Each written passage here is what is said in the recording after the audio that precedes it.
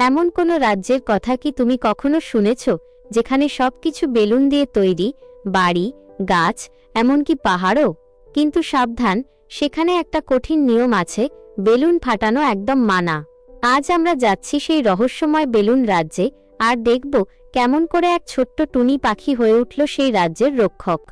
সবুজ জঙ্গলের ওপর দিয়ে টুনি উড়ছে। আজ আকাশ একদম নীল, আমি উড়ব, মনের খুশিতে উড়ব। হঠাৎ বাতাসের ঝাপটায় টুনি নিয়ন্ত্রণ হারায়। ওরে বাবা, খুব জোরে বাতাস হচ্ছে তো।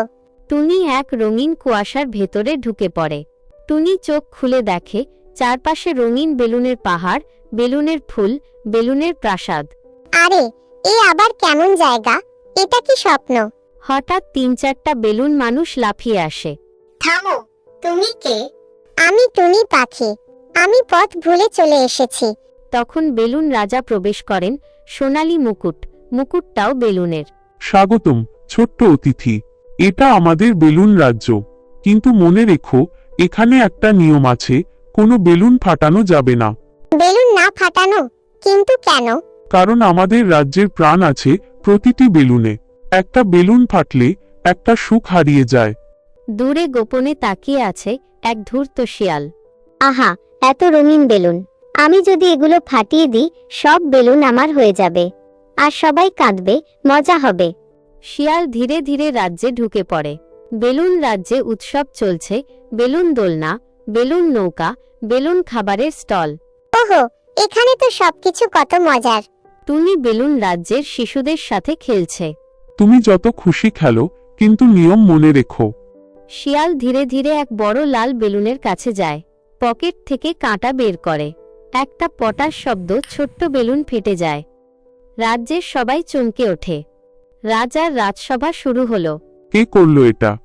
ওহো, আমি তো কিছু করিনি, হয়তো বাতাসে ফেটেছে। টুনি শিয়ালকে সন্দেহ করে। না, এর চোখগুলো খুব ধূর্ত দেখাচ্ছে।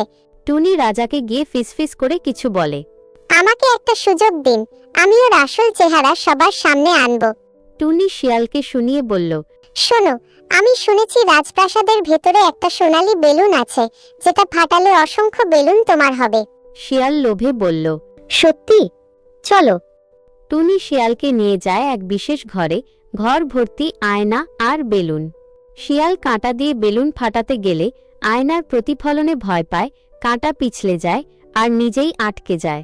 ধরা পড়ে গেছো, তুমি বেলুন ফাটিয়ে রাজ্যের সুখ নষ্ট করতে চেয়েছিলে। রাজ্যের সবাই শিয়ালকে তাড়িয়ে দেয়। রাজা টুনিকে সোনালী বেলুন উপহার দেন। তুমি শুধু আমাদের রাজ্য বাঁচাওনি, তুমি আমাদের মনে করিয়ে দিয়েছ, সুখ ভাগ করে নিতে হয়, নষ্ট করতে নয়। এই গল্প থেকে আমরা শিখলাম যে অন্যের আনন্দ নষ্ট করা কখনোই ঠিক নয়।